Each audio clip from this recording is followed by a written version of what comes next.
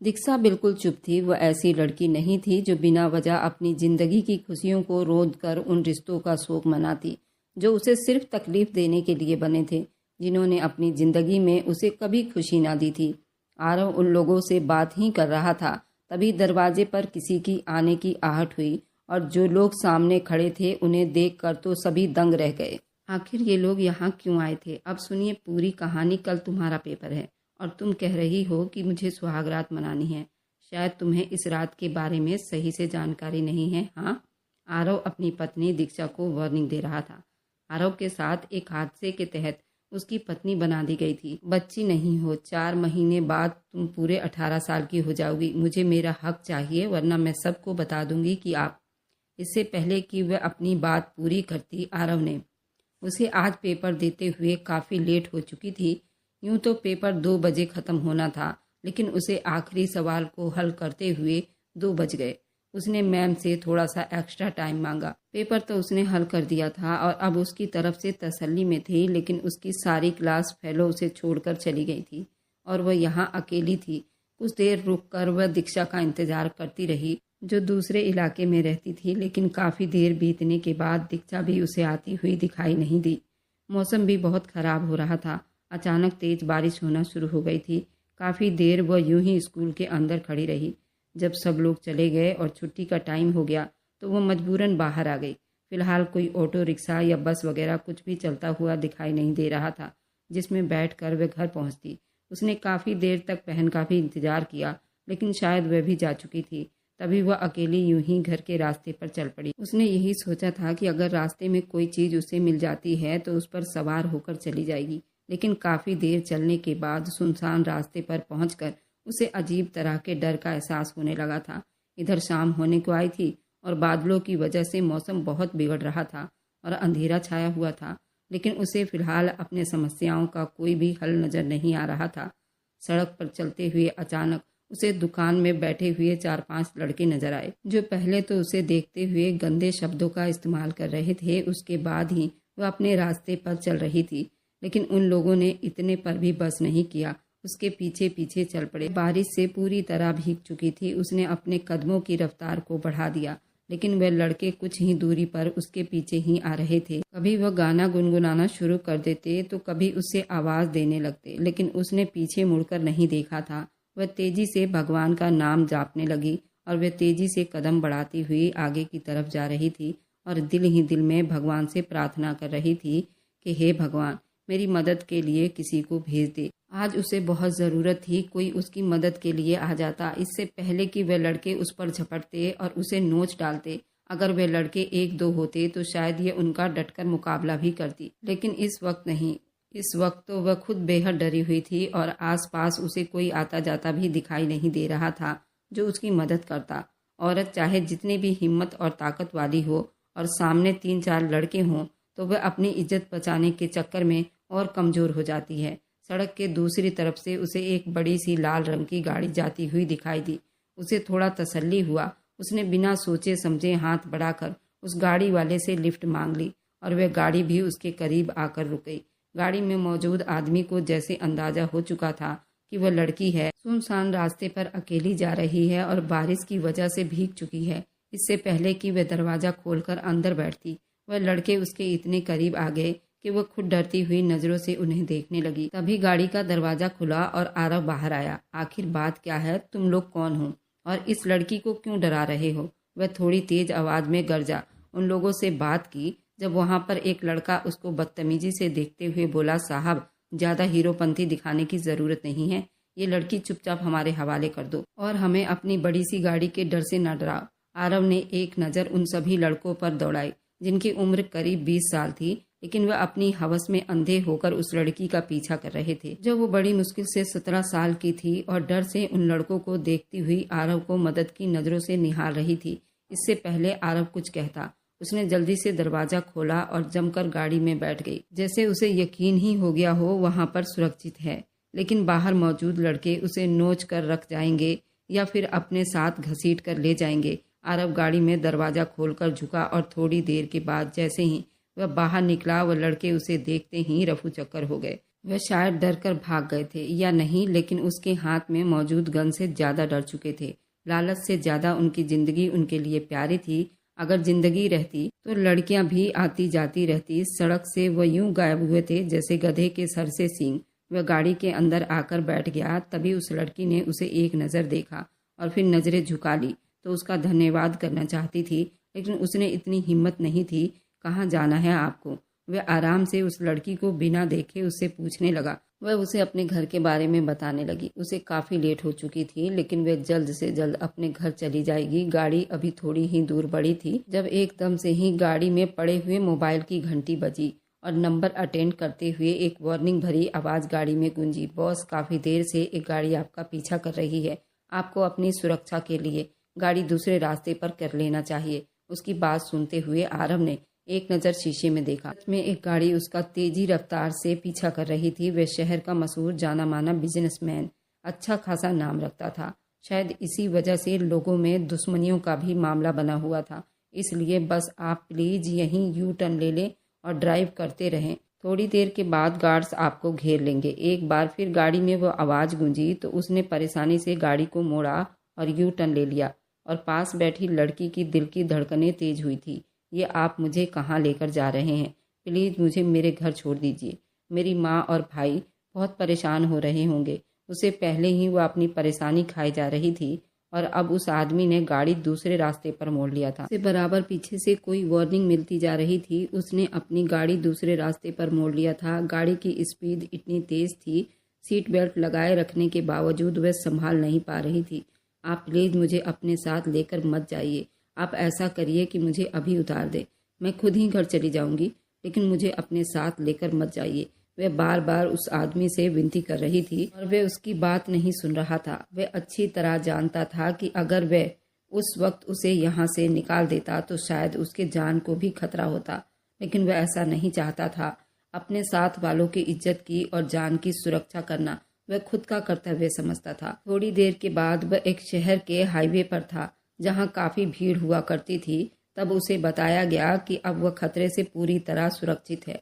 उस सब की जांच वह बाद में करता, लेकिन इससे पहले उस लड़की से बात करना चाहता था और उसे उसके घर तक छोड़ना चाहता था, जिसने पूरा रास्ता उसका अच्छा खासा दिमाग को खपाया था। मुझे प्लीज घर छोड़ दो, भगवान के लिए। उसने अपने दोनों हाथ उसके सामने जोड़ दिए। वह लड़की उसे बहुत मासूम लग रही थी। उस पर तरस खाता हुआ शायद वह बहुत ज़्यादा ही डरी हुई थी कि उसके घर वाले उसके साथ क्या सलूक करेंगे, लेकिन उसमें गलती उसकी नहीं थी, गलती आरव की भी नहीं थी।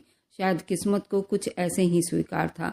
वह गाड़ी में बैठी बार बार रो रही थी, लेकिन आरव उसे समझा रहा था कि अगर वह इस वक्त उसे उतार देता तो यकीनन उसकी जान को खतरा था, लेकिन अपनी जान से ज़्यादा उसे उस वक्त अपने घर वालों का डर था। शायद इसलिए वह इतने डर की हालत में थी, जबकि वह भी बस उसे देखता हुआ ड्राइव कर रहा था। उस वक्त श्रीमती चंद्रावती बुरी हालत में थी। 2 बजे उसका पेपर खत्म हो जाना था, लेकिन अब 6 बज चुके थे। वह घर नहीं आई थी। उन्हें परेशानियों ने आ घेरा था। उन्होंने एक बार अशोक को भी भेजा था, लेकिन अशोक ने उन्हें जाकर यही बताया वह चली गई है, क्योंकि आज उसे लेट होने की वजह से उसकी बहन उसे छोड़कर आ गई थी। काफ़ी देर वह यूं ही उसे आसपास ढूंढता रहा, लेकिन वह नहीं मिली थी और फिर वह घर आ गया। श्रीमती चंद्रावती का रो रो कर बुरा हाल था। उनके बस 3 ही बच्चे थे। आज 5 साल हो चुके थे उनके विधवा हुए और वह इसी तरह अपनी जिंदगी बिता रही थी। तीनों बच्चों में दीक्षा सबसे बड़ी थी, जबकि अशोक उनका छोटा बेटा था। दीक्षा की उम्र करीब 18 साल की थी और अशोक उनसे 3 साल छोटा था। 4 साल पहले हरिंदर साहब की मृत्यु हो गई थी और वे लोग बेसहारा रह गए, लेकिन उसके बावजूद उन्होंने हिम्मत नहीं हारी थी और वह अपने बच्चों को पढ़ाई पूरी करवा रही थी। लेकिन अब एक अनजाने डर ने उन्हें घेर लिया था। दूसरी तरफ दीक्षा की बुआ ने उन लोगों को बहुत बातें सुनाई थी और पूरा घर शोर से भर दिया था। उनके सोच में भी ये नहीं था कि आज उनकी नंद उनके घर आ जाएगी। अरे भाभी, मैंने तुम्हें कहा भी था कि भैया के बाद उन्हें घर पर ही बैठा दो, लेकिन तुमने मेरी एक नहीं मानी। अब देख लो, रात होने वाली है और तुम्हारी बच्ची का कोई अता पता नहीं। वह अपने मुंह में जहर उगलते हुए पूरे घर को सर पर उठा रखा था। चंद्रावती अपनी नंद की बातों से बहुत ज़्यादा परेशान थी, लेकिन फिर भी उन्हें तसल्ली दे रही थी। उनका दिल कहता था कि उनकी बेटी कुछ भी बुरा नहीं कर सकती। आप परेशान क्यों होती हैं? वह थोड़ी देर में आ जाएगी। हो सकता है कि कोई एक्स्ट्रा काम निकल आया हो। उन्होंने अपनी बेटी की साइड लेते हुए बोलना चाहा तो वे और ज्यादा भड़क उठी। अरे हमें क्या पढ़ाओगी, कौन सा ऐसा काम है जो अब तक कर रही है वह। चंद्रावती उनकी बात सुनकर चुप हो गई थी। दरवाजे के सामने गाड़ी रुकी और चंद्रावती की नंद बड़ी हड़बड़ी से उठी। उन्हें यूं महसूस हुआ जैसे उनकी सहेली का बेटा रवि आ गया हो। वह रवि और पंडित जी के साथ आज शादी की डेट लेने आए थे, क्योंकि आज उसका सेकेंड लास्ट पेपर था और अब वह लोग चाहते थे कि उसकी विदाई करवा ली जाए। दीक्षा की बुआ कुंती अपनी सहेली के बेटे से दीक्षा का रिश्ता लगा रखा था। सहेली तो इस दुनिया में नहीं थी, उनकी मृत्यु हो गई थी और कुंती का रवि के पिता के साथ अफेयर चल रहा था। कुंती चाहती थी कि रवि की शादी दीक्षा से करवा दे और बचपन में ही रवि और दीक्षा की शादी करवा दी गई थी। शायद इन बच्चों को याद भी नहीं था और अब वे लोग विदाई करवाना चाहते थे। अब चंद्रावती के बस में कुछ भी नहीं था। उन्होंने बस चुपचाप अपने बच्ची का तमाशा देखती रहती थी। दरवाजे से झांकते हुए जो ही उन्होंने देखा तो उनके कदमों तले से जमीन निकल गई। बड़ी सी BMW गाड़ी से निकलता हुआ एक आदमी और फिर दूसरी तरफ से उसने दरवाजा खोला तो वो बाहर निकल आई। उन्होंने उसी वक्त ही सीना पीटना शुरू कर दिया। उस आदमी का लिहाज तक ना किया। ये लो भाभी, अभी तो तुम कह रही थी कि तुम्हें अपनी बेटी पर पूरा भरोसा है, देख लो आ गई गुल खिलाकर। अरे बेटा, कुछ नहीं तो माँ के भरोसे का तो लाज रख लेती। हाँ, उन्हें देखकर रवि का चेहरे का रंग बदला था। वहीं उनकी बात सुनकर आरव को भी अजीब लगा था। आरव ने भी सबको हैरान नजरों से देखा। उसने एक नजर घर के नंबर प्लेट पर और घर के सभी लोगों पर डाली और वापस पलट आया। उसे अच्छा नहीं लगा था उन लोगों के बीच में बोलना। ये उनकी आपस की बात थी। तभी कुंती बुआ आगे बढ़ी और उसे बाजू से खींचते हुए घर के अंदर ले गई। कुछ देर तो आरव वहीं खड़ा देखता रहा, फिर गाड़ी घुमा दी। किधर थी तुम? कब से मैं तुम्हारा इंतजार कर रही हूँ। चंद्रावती ने उसे देखते ही तड़प कर पूछा। मम्मी, कॉलेज से निकलते हुए मुझे देर हो गई थी। मुझे कोई ऑटो या रिक्शा नहीं मिल रही थी जिस पर सवार होकर आ जाती। बारिश और तूफान की वजह से ये सब दिक्कत आई है। फिर मैंने उनसे लिफ्ट मांगी तो ये सर मुझे यहाँ पर छोड़ गए हैं। उसने अपनी माँ को अपनी सारी बात बता दी। कुंती जल्दी से उसके तरफ बढ़ी। अरे कौन से सर? जिस सर के साथ रंगलियां मनाकर तू हमें बेवकूफ बनाना चाहती है। कुंती बहुत तेजी से आंखें दिखाते हुए बोल रही थी। उसने दीक्षा को बहुत उल्टी सीधी बातें सुनाई। कुंती ने कहा कि खुद तो अय्याशियां मनाकर आ रही हो, हमें ही उल्टी सीधी पट्टियां पढ़ा रही हो। तेरी ऐसी बातों पर तो सिर्फ चंद्रावती ही विश्वास कर सकती है, हम नहीं।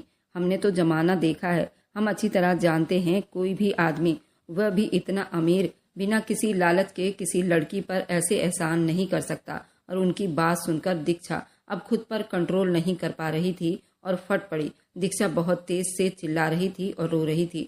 बुआ अब बस कीजिए, मैं आपकी जैसी बिल्कुल भी नहीं हूँ। मुझे आपके बारे में सब कुछ मालूम है, बस मेरी जुबान छोटी है, इसलिए आपके लिए मैं कुछ बोल नहीं सकती। मुझे पता है रवि के पिता के साथ आप क्या क्या कुछ नहीं चल रहा, और ये मैं नहीं बोल रही। सभी लोग आप पर उंगलियां उठाते हैं, बस हम लोग बहुत बेबस हैं और कमजोर हैं, इसलिए आपको कुछ बोल नहीं सकते। इसका मतलब ये नहीं है आप मुझ पर कुछ भी इल्जाम लगाएं और मैं सुनती रहूं।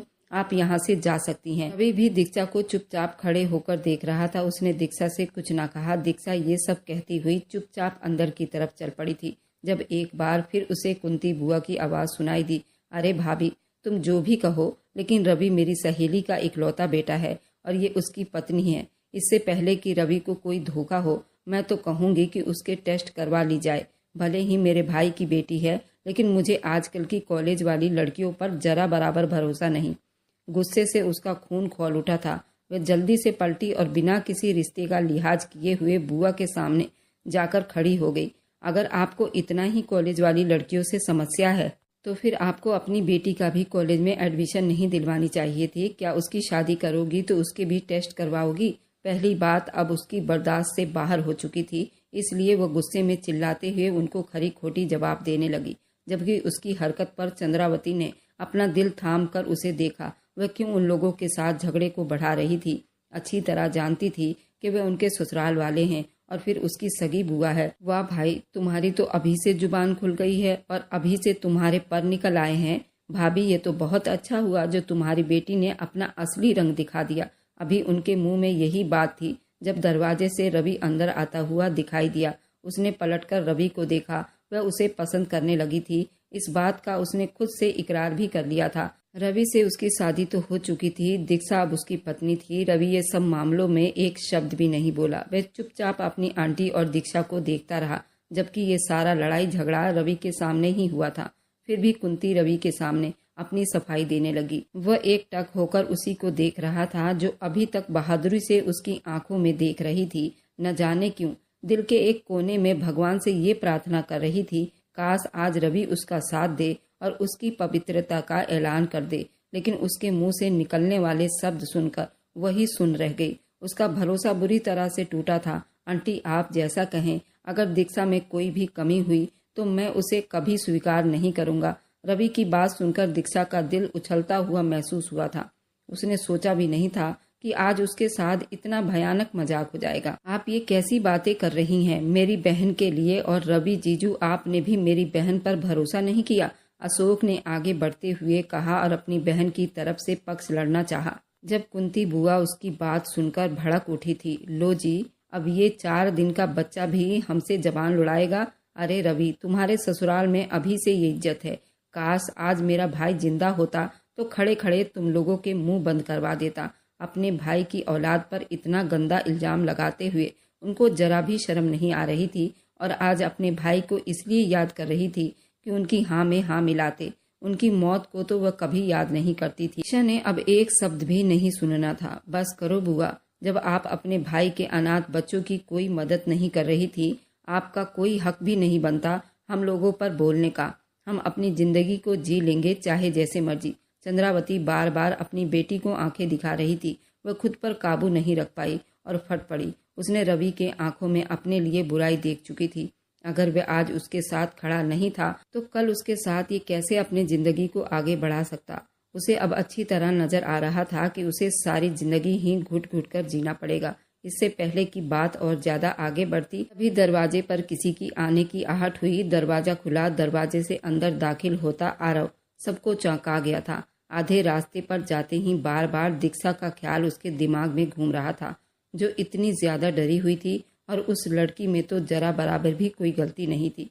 उसके बावजूद भी वह इतनी डरी हुई थी आने वाले हालत के बारे में। और फिर उसकी बुआ का चीखना चिल्लाना उसके दिमाग में घूम रहा था। अब उस घर में उसकी कोई जगह नहीं रहेगी। इसलिए वह सिर्फ इस बात की सफाई देने के लिए और दीक्षा का साथ देने के लिए वह वापस पलट आया था कि दीक्षा के साथ उसका कोई संबंध नहीं है। लेकिन वह ये नहीं जानता था एक बार फिर उसका पलट आना दीक्षा के लिए उसकी जान का वबाल बन सकता है। कुंती बुआ उसे देखते ही फिर से आग बगोला हो गई। अरे यही है वह आदमी जिसके साथ ये गुलछर्रे उड़ाकर आ रही थी, और देखो ना कैसे ये वापस भी आ गया इसका पक्षपाती बनकर। और जरूर इसे लगा होगा कि हम सब चले गए हैं। कुंती बुआ, अशोक, रवि सब लोग उसे हैरान नजरों से देख रहे थे। वह वापस क्यों आ गया था? यहाँ पर तो पहले ही इतना बवाल मचा हुआ था। और आरव ने आकर उसमें और आग डाल दिया और ये साबित कर दिया कि दीक्षा और उसका कोई चक्कर चल रहा है। बुआ सारे मोहल्ले को चीख चीख कर सर पर उठा चुकी थी। आप लोग मेरी बात सुनिए, मैं सिर्फ यहाँ पर ये बताने आया हूँ कि उसकी कोई गलती नहीं है। जब रवि ने बिना सोचे समझे आरव को कॉलर से पकड़कर धक्का दिया, आरव बिल्कुल परेशान हो गया। आज तक उसे इस तरह से किसी की हिम्मत नहीं हुई थी बात करने की। रवि ने इतनी बड़ी गलती कर दी थी। वह ये नहीं जानता था कि उसे इस गलती का भुगतान कैसे भुगतना पड़ेगा। लेकिन फिर भी वह दीक्षा की इज्जत के लिए चुप हो गया।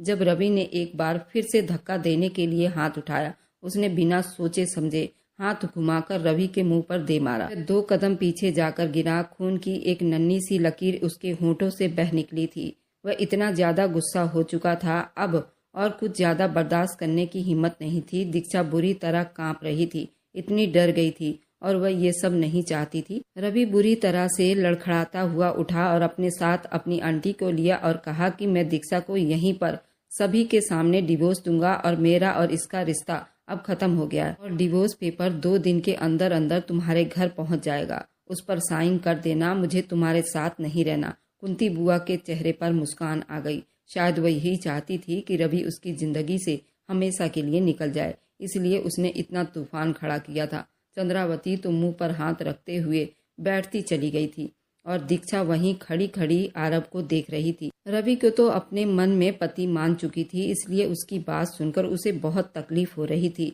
और इन सब की वजह वे आरव को समझ रही थी। ये कच्चे उम्र की मोहब्बत दिल की बवाल बन जाती है और शायद दिल पर बहुत गहरा असर छोड़ जाती है। और दीक्षा के साथ भी यही हुआ था। अंदर ही अंदर वह रवि से मोहब्बत करने लगी थी और उसके साथ रहना चाहती थी। और इस हादसा ने उसके सारे सपने को चकनाचूर करके रख दिया था। उसे रवि से ये उम्मीद नहीं थी। जो भी था, दीक्षा के पापा ने उसके साथ उसकी शादी की थी। रवि और कुंती वे दोनों वहां से निकल आए। आरव भी वहां पर खड़ा अभी तक इस सारी समस्या को समझ नहीं पा रहा था।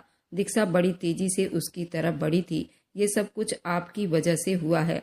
आपको क्या जरूरत थी वापस आने की? और उसी वक्त मैंने आपसे कहा भी था कि मुझे उतार दो। आरव को गिरबान से पकड़ते हुए दीक्षा बुरी तरह से चीख रही थी। उसकी आंखों से उसका गम बहे जा रहा था। न जाने क्यों उसे दीक्षा पर तरस आ गया। वह चुपचाप खड़ा अफसोस नजरों से उसे देख रहा था, जैसे अंदर ही अंदर उसे बेहद गम हुआ हो। अशोक अपनी बहन की हालत को देखकर उसे बहुत दुख हुआ था, लेकिन वह तो बहुत छोटा था। वह तो कुछ भी नहीं कर सकता था। काश वह बड़ा होता या उसके पापा जिंदा होते। आरव अफसोस भरी शब्दों में कहने लगा, आंटी आप मुझ पर भरोसा करिए। इस सब में इसकी कोई गलती नहीं है। उस वक्त मैंने ही दीक्षा को गुंडों से बचाकर अपनी गाड़ी में लिफ्ट दी थी। मेरा इरादा था कि इसकी इज्जत बच जाए और मैं इसे घर तक छोड़ दूं, लेकिन रास्ते में एक और नई समस्या ने मुझे घेर लिया था। मेरे पीछे मेरे कुछ दुश्मन लगे हुए थे जो मुझे नुकसान पहुंचाना चाहते थे, जिसकी वजह से बचते बचाते मैंने अपनी गाड़ी को दूसरे रास्ते पर मोड़ लिया था और उसी में बहुत देर हो गई। यहाँ तक पहुँचते पहुँचते मुझे माफ़ कर देना। मैं इस बारे में कुछ भी नहीं जानता था कि इसके साथ ये सब कुछ हो जाएगा। और न जाने क्यों वो चंद्रावती को सफाई दे रहा था और वो बस चुप से उसका चेहरा देख रही थी। उन्हें अपनी बेटी पर पूरा भरोसा था। वह कभी भी ऐसा काम नहीं कर सकती थी। उन्हें अंदाजा था कि उनकी बेटी अब अंदर ही अंदर रवि को पसंद करने लगी है, तो फिर उसे क्या जरूरत थी बाहर इश्क लड़ाने की? कोई बात नहीं बेटा, शायद ये सब कुछ हमारे नसीब में ही लिखा हुआ था। चंद्रावती का सब बहुत नरम पड़ गया था, जैसे अब वो बुरी तरह से हार गई हूँ। वह अच्छी तरह जानती थी कि अब मोहल्ले में कोई भी चंद्रावती की बातों का महत्व नहीं देगा और ना ही चंद्रावती की बेटी का अब कोई रिश्ता आएगा। और ये सारी बातें उस आदमी की वजह से ही हुई थी। रवि ने दीक्षा को खड़े खड़े डिवोर्स की धमकी देकर चला गया था। मैं अभी और इसी वक्त दीक्षा से शादी करना चाहता हूँ। आप कोई भी पंडित जी को बुला लीजिए। न जाने उसने क्या सोचकर कहा था। और चंद्रावती बिल्कुल आश्चर्य नजरों से उसे देखने लगी। उनके पास अब उसके अलावा और कोई रास्ता भी नहीं बचा था। हो सकता है दीक्षा इस चीज के लिए राजी ना होती, लेकिन अब नहीं। अब दीक्षा के पास भी कोई रास्ता नहीं बचा था कि वह इस चीज के लिए मना करती। अगर वह ऐसा करती तो दीक्षा की पूरी जिंदगी तबाह हो जाती। दीक्षा भी उसे बड़ी हैरान नजरों से देख रही थी। वह क्यों अपनी जिंदगी उसके लिए बर्बाद कर रहा था? वह पढ़ा लिखा और इतना अमीर आदमी था और उसकी हैसियत के बारे में वो उसी वक्त जान गई थी, लेकिन वह एक मामूली हैसियत की लड़की थी जिसके आगे पीछे कोई नहीं था, बस एक बेसहारा माँ और एक छोटा भाई। लेकिन अपनी माँ की आंखों में उम्मीद की किरण देखकर वह चुप हो गई। अब किस्मत उसे जिस रास्ते पर ले जाए वह चलने के लिए तैयार थी। नफरत की एक तेज चिंगारी उसकी आंखों में जलने लगी। उसे अब रवि नाम के आदमी से नफरत हो चुकी थी, जो उस पर इतना भी भरोसा नहीं कर पाया था और उसे खड़े खड़े इतना बेइज्जत करके चला गया था। तो वह क्यों उसका रोग लेकर अपनी जिंदगी बर्बाद कर दे। थोड़ी देर के बाद गांव के पंडित जी को बुला लिया गया और चंद्रावती और अशोक की ममता की छांव में दीक्षा के ऊपर आरव की प्यार की चुनरी उड़ा दी गई। चंद्रावती ने अपनी बेटी का कन्यादान आरव के हाथों में कर दिया था। उन दोनों की शादी हो गई, लेकिन पंडित जी ने कहा कि आज का दिन विदाई के लिए शुभ दिन नहीं है, इसलिए आप इसकी कल विदाई करवाइएगा और आज की रात दीक्षा यहीं पर रहेगी। दीक्षा की इस घर में आखिरी रात थी। चंद्रावती अब बहुत तसल्ली में थी। चंद्रावती को आरव के शब्दों ने अपने वश में कर लिया था। मन ही मन भगवान से प्रार्थना कर रही थी, कितना अच्छा इंसान है, उनकी बेटी को हमेशा खुश रखेगा। वह आदमी जो सिर्फ इंसानियत के नाते अपनी जिंदगी को दांव पर लगा चुका था और खड़े खड़े एक बेसहारा लड़की से शादी कर ली थी, वह कैसे उसे आधे रास्ते में छोड़कर जा सकता था। अब वह आंख बंद करके आरव पर यकीन कर चुके थे। अशोक भी बहुत खुश नजर आ रहा था। इतना हैंडसम बहनोई उसे शुरू से ही चाहिए था। जब वो इस दुनिया में आया भी नहीं था तभी उसकी बहन की शादी हो चुकी थी। अशोक अपनी बहन से पूरा 10 साल छोटा था और दीक्षा की शादी भी बचपन में हुई थी, जो बस नाम और मतलब के रिश्तेदार थे। जिन्होंने बस मतलब की हद तक उनसे रिश्ता रखा था और फिर जब दिल चाहा उनसे रिश्ता तोड़ दिया, जबकि बाकी रिश्तेदारों ने तो इतना करना भी गवारा नहीं किया। बाप के मरने के बाद सारे रिश्तेदारों ने रिश्ते नाते खत्म कर लिए थे। आरव ने दीक्षा से शादी कर लिया था। उसे अपनी सारी समस्याओं को खुद ही सुलझानी थी। वह घर आ गया। न जाने आज उसने इतनी जल्दीबाजी में ये फैसला क्यों कर लिया था, जबकि वह अच्छी तरह जानता था कि उसकी जिंदगी में ये फैसला क्या बदलाव ला सकती है। उसका रहन सहन पास के ही शहर में था और ये यहाँ पर अकेला रहता था, लेकिन 1 महीने में यहाँ गांव एक तो बार चक्कर लगाता था। यहाँ गांव में उसकी हवेली थी। शहर में उसने अपने बलबूते पर बिजनेस खड़ा किया था और उस बिजनेस में उसे तरक्की होती चली गई। वह 30 साल का जवान आदमी था। हर चीज की समझ बूझ अच्छी तरह से रखता था। उसने अब दीक्षा से शादी कर ली थी। दूसरे दिन पंडित जी के कहने के हिसाब से उसने सुबह सवेरे जल्दी से उठकर हल्की फुल्की शॉपिंग की। आरव ने किसी को भी अपने साथ इन्वॉल्व नहीं किया। फिलहाल आरव अपनी शादी के बारे में किसी को बताना नहीं चाहता था। उसका इरादा सिर्फ और सिर्फ उन लोगों की मदद करना था और दीक्षा को इज्जत देकर उसकी जिंदगी में बदनामी को धोना था। उसके अलावा उसका कोई मकसद नहीं था और सीधा दीक्षा के घर की तरफ गाड़ी मोड़ ली थी। दरवाजे पर पहुंचकर उसने बेल बजाई थी तो जैसे वे लोग उसके इंतजार में बैठे थे, अशोक ने दरवाजा खोला और उसे देखकर वह खिल उठा। न जाने क्यों उन्हें अंदर ही अंदर शक था कि आरव हमें धोखे देकर तो नहीं चला गया, लेकिन वह अब उनके सामने खड़ा था। दीक्षा बिल्कुल चुप थी। वह ऐसी लड़की नहीं थी जो बिना वजह अपनी जिंदगी की खुशियों को रोंद कर उन रिश्तों का सोग मनाती जो उसे सिर्फ तकलीफ देने के लिए बने थे, जिन्होंने अपनी जिंदगी में उसे कभी खुशी न दी थी। आरव उन लोगों से बात ही कर रहा था, तभी दरवाजे पर किसी की आने की आहट हुई और जो लोग सामने खड़े थे उन्हें देखकर सभी लोग दंग रह गए। आखिर ये लोग यहाँ क्यों आए थे? इसका अगला भाग सुनने के लिए कमेंट बॉक्स में जरूर लिखिए। इसका अगला भाग बहुत ही दिलचस्प होने वाला है। आप लोगों को बहुत पसंद आएगी। आशा करती हूँ आप कमेंट जरूर करेंगे अगला भाग सुनने के लिए। अगर आपको आज की कहानी पसंद आई है तो वीडियो को जरूर लाइक कीजिएगा और अपने दोस्तों के साथ शेयर भी कीजिएगा। और हाँ, अगर आपने अभी तक हमारे चैनल को सब्सक्राइब नहीं किया है तो ज़रूर सब्सक्राइब कर लीजिए। मिलते हैं हम कल की एक और नई दिलचस्प कहानी के साथ।